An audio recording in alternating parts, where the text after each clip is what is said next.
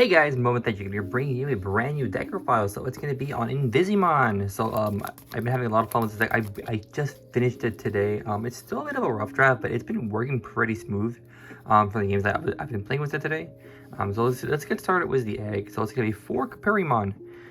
So it's the effect is during your turn, when this digimon checks a face-up security card, it gains jamming for the turn. So if they have a face-up security card, he gets jamming when it swings. So he has jamming, but only when he hits the security, which is really weird. But yeah, it's basically they have a face-up card in security, you get jamming. So that's the egg. We're only playing the 4. There's not really another good spot to put in for that. But the side, now we're gonna get on was the rookies. We were playing 14 rookies, I believe. So we were playing 4 of the new SPmon. Digivolves for 0 on top of the Caperimon. So during your turn, when the digimon will digivolve into a cyborg or machine, you can reduce it by 1. It's very, very nice, very memory efficient, and all turns plus 1000. Next, we are playing 4 of the Hagurumon. It is the searcher for the deck. It's from BT15, so it's pretty old, but it's the best card, the best searcher for this deck, because it searches everything, majority of everything. Reveal the top 3 cards of your deck. Add 1 card with machine or cyborg, with the machine or cyborg trait, and then 1 black Tamer card from manga, and then you bottom deck the rest. So you can add 2 cards potentially, and then it gets reboot. Then we are playing 4 of the Hagurumon Activate Body. So I forgot this card existed, but it's actually pretty good. So when digivolving, you may play 1 equal Hagurumon token. Has 1000 HP, has blocker and decoy black, which is really nice. So it's like pseudo protection. And during your turn, this Digimon can't attack, but it doesn't really matter because it's a blocker. It's 1000 power. To remember that it cannot swing, but deals on top of this for free, and it has blocker for the inherit, which is really nice. And then for the last 2 we were playing, it's gonna be 2 Kawakumon. I just put it in there because it is I want to have 6 cards that give blocker for the rookie lineup, and it helps a lot. Also, it's a machine, so it's searchable off the Hagurumon, and it has blocker for the inherit. So very, very nice. So we're playing 14 rookies. Put that over there. Now we're gonna go on to the 5. The 5s are a bit wonky. I'm still working on the ratios for the last 3 slots. Yeah, I think we're playing 11 or 12. So we're playing 4 of the new Hover SPmon. Unfortunately, the new SPmon doesn't really do too much because the old Hover SP is you flip over their security, their top one, and then you get an effect based of like what it is, but then you put it face down. So Digivolves on top of a level 3 that's a cyborg machine for 2. So when Digivolving, you flip your opponent's top face down security card face up. So basically you get jamming with the egg over here. And then end of attack, you get to draw 1 card. And the inherit is plus 1k all turns. Next, we are playing 4 Blimpmon. This card is clutch. In pre-release, this is MVP. On play, when Digivolving, one of your opponent's Digimon can't attack players until the end of their turn. So that's super nice. So that means they can't attack players, and also that means they can't raid because they have to be able to attack the player in order to raid. So super nice. And then for the last 3 slots, I might just put this to 3. Mecha Normon. This card is still, I think it's still very, very good. It's still a strong, annoying card. Way back then, it was just super annoying. Even now then, like with like the Ukomon stuff going in for like the free little checks, it actually like helps a lot. So if anybody doesn't know, this is from BT5, super old. It's a blocker. During your turn, this Digimon can't attack, but you don't really care about that. The evil's for 3, but the majority of the time you're gonna be hard dropping this card. So and then I'll show you guys a cool little combo that you can do with this, and it's the reason why I sort of want to put it at 3. So during the opponent's turn, when this Digimon deletes the opponent's Digimon in battle and survives, it unsuspends. So if they swing was like a baby, it's like a rookie for some reason, you can block it, it survives it, and unsuspends. And so it's just very, very good. And so it's a nice annoying card. Basically, it like sits there and it forces them to try to get rid of it. And then next we are playing one Gladimon. I just needed some more stuff to put it. I was trying to figure out like what else to put in here. Has jamming, so you still get that free check. The only downside is that you're gonna be evoing for like 1 more, But it's not too big of an issue because one of the level 5s that we played doesn't really care. It just heals for 3 still. And then the Inherit has Reboot. This card is a lot better. It has Blocker, which is nice. And then during the opponent's turn, your opponent's effects cannot delete this Digimon. That means they can't use options, Tamers, Digimon effects, nothing. You can't delete it, which is super nice. And then it has Reboot for the Inherit. But I'll probably just take out 2 of these for one more Mechanoirmon because I think this card is still really good. So we're playing 8, 11 level 4s. Now on to the 5s. So we were playing 4 Oblivimon. So this card is very interesting. So they also on top of a cyborg machine for a cost of 3. And so security, end of your for security effects like this, whereas it's like this, a pink security like this means it has to be face up because you can't flip it when they hit it and check it and then do the effect. You cannot do that unless the card specifically said otherwise. But so the security effect is while it's face up in the security, at the end of the opponent's turn, you just play it out for free at the end of the opponent's turn. And so when digivolving, you flip your opponent's top face down security card face up. And then during your turn, when your Digimon check a face up security card, you may place this Digimon's top stack card face up as the bottom security card. So when it means a stack, it means as long as there is something underneath it, this is considered a stack. So, if it's by itself, it's not. You cannot do the effect, but as long as it's like this. And so what's really nice about it, because how it's worded, just like the old school Magnum Latex antibody.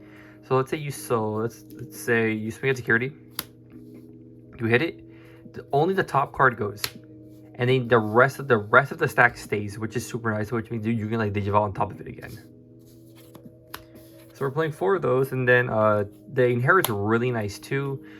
During your turn, this Digimon's attack target can't change. So super nice. We're playing 4 of that. And then we were playing 4 of the Boltmon. So I was also debating about playing the old Mamimon that used to be used for like the green gacha. Because top 5, you get to look for a Tamer and play it for free. Because the Tamer is super important, but this does have like pseudo protection, and so it's just it's still really nice. So it's a blocker, and then during the opponent's turn, when this Digimon will leave the battle area, you may play 1 play cost 4 or lower Digimon card from this Digimon sources up playing the cost. So that means you can play any of the rookies, you can play any of the 4s except for this one because Gladion's a 5 cost. And you can also play Mechanoirmon too, which is super nice. And also, like, this can save you a game too, because if you play the Blipmon, you can make it so their Digimon can't attack you directly, which is super nice. And then during the opponent's turn, when one of your opponent's attacks, you may change the attack target as a Digimon, so you also have a redirect, which is super nice. So we're just playing the 8 Boltmons. Now on to the 6s. I'm not playing too many. I couldn't, like, find some, like, good generic ones to go into. So obviously we were playing 4 Invisimon. This is the boss Digimon of the deck. This card is just, it's pretty annoying once you get it going. So evils for 3. Security, just like the Oblivimon, if it's face up, at the end of your opponent's turn, you get to play it onto the field for free. And on play when Digivolving, you can Digivolve to one of your opponent's Digimon, flip your opponent's top face down security card face up, then delete one of their Digimon with 1 or fewer Digivolution swords. So it's good against aces. You play at the end of their turn, they try to choke you at 1. It's like I'm going to Digivolve your ace. You get free memory, and then depending on how many sources they have, 1 or less, you can pop something. And then during your turn, just like the Oblivimon effect is when your Digimon check a face-up security cards, you may place this Digimon's top stack card face up as the bottom security card. And so basically you sort of have like a little loop when you start getting going, because every time you're going to flip over their top security card, and it's very, very strong, very, very good. And then we're playing 1 Mega Gargomon Ace. I think this card is just very good. It's just solid. It can win you games. It can stall the opponent for that 1 turn because they can't Digivolve on top of it.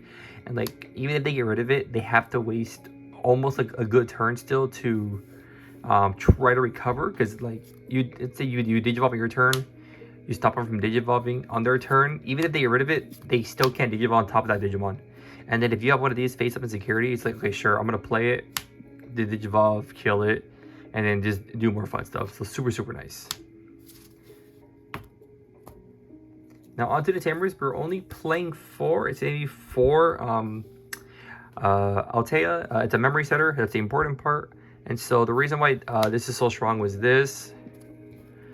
Is because, you know, like I said before, you need to have a stack. You need to have something underneath it. And Altea's effect is start of your main phase. By placing 1 play cost 4 or lower black Digimon card with a cyborg or machine trait from your hand or trash as any of your cyborg or machine trait Digimon's bottom source, flip your opponent's top face down security face up. So what's really nice about this too is where'd it go? Where did it go? Oh, here it is. So let's say at the opponent's turn, you put this here. You do this, put this in trash because this is a machine, so you can put underneath. And let's say you don't want to swing with this for some reason, because you want to get the Magnorimon play out. You can swing with something else. Boom, put this back to your security, and then you have a live Magnorimon that you can almost infinitely recycle, which is super cool. And even if you want to swing with it, like, sure, it's gonna be rested, but that means they have to deal with it on their next turn. Now they have to they're going to want to get rid of this, because if this stays on the board, it's just going to be super annoying. And plus, even if they do get rid of it, at the end of their turn, you just play this out again, you do the effect, and you just put it underneath, and then you always have a stack. You can always swing, put it back in your security. It's just super nice. So those are the only Tamers we're playing. I haven't had any issues so far. Either that or I'm just getting very lucky. But yeah, it's a very solid card. I also like this Tamer because it's one of those Tamers where you can benefit a lot more, because the more Tamers you have on the field, the more you can make your stack bigger. Because let's say you have this, you can place one of the rookies that has reboot. So let's say you have 2 Alteas. Start a main phase, you put the Mechanori under, you put the Hagurumon under, you swing, goes to security, it's rested, start the opponent's turn, reboot, and now you have a live Mechanori. It's super nice.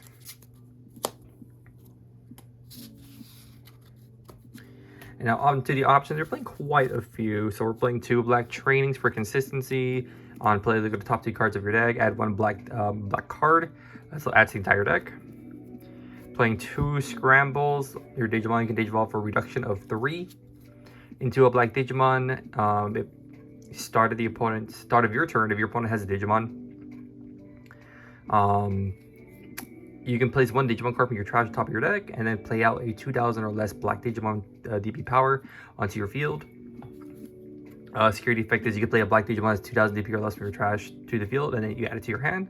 Super good card.